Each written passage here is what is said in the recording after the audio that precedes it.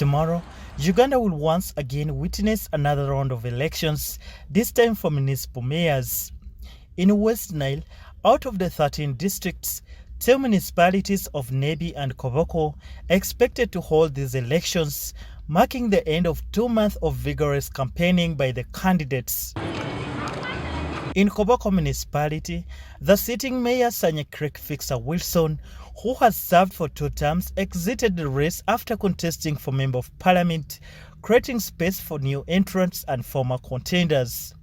Those currently competing in the race includes FDC's Mambo Muzamil, NRM's Aloro Peter Atibun, independent candidate Lemeriga Sabino, Abdul Karim Swale of NOP, and independent Taylor Twaha. For the mayoral seat, both of them have agreed that they are voting for the Honorable flag bearer Aloro Peter. We need to have good roads, good infrastructure, good performance in schools, good health services. As Koboko seeks for the best alternative and replacement for the incumbent Sanya Wilson, the young municipality continues to face challenges as poor garbage management, worn-out roads along the major transport routes, inadequate market space that has forced women to resort to roadside selling, thereby congesting the roads, revenue linkages, unemployment, amongst others.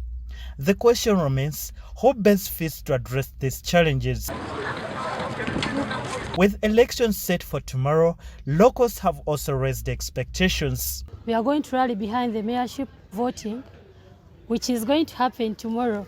And I'm urging each and everyone, the youth and the elderly, to turn up in big numbers, because these are the right leaders in Koboko district that will bring development. We are first of all expecting that we should be able, as the voters in Koboko, to elect a leader or a mayor who has a mind that is developmental. Because Koboko is one of the strategically located districts in Uganda, whereby we have opportunities in DR Congo, we have opportunities in South Sudan, we even have opportunities within Koboko itself.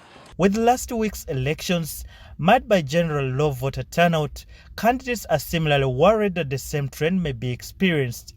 However, others have embarked on last-minute emergency voter mobilization. A few of us were in town and were on road trying to mobilize people to come tomorrow for the elections. But still, I am looking at it as a challenge that people are reluctant.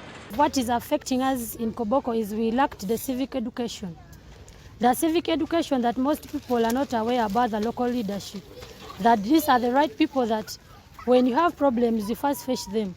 FDC's Mambo Muzamil alleges that although he has grassroots support, several local council one leaders have been lured by the NRM, a situation he says may affect the voter turnout for opposition candidates. However, NRM leadership has refuted the claims. The complaints from the opposition that NRM has taken and retreated some of the LC1s, or most of them, is far-fetched.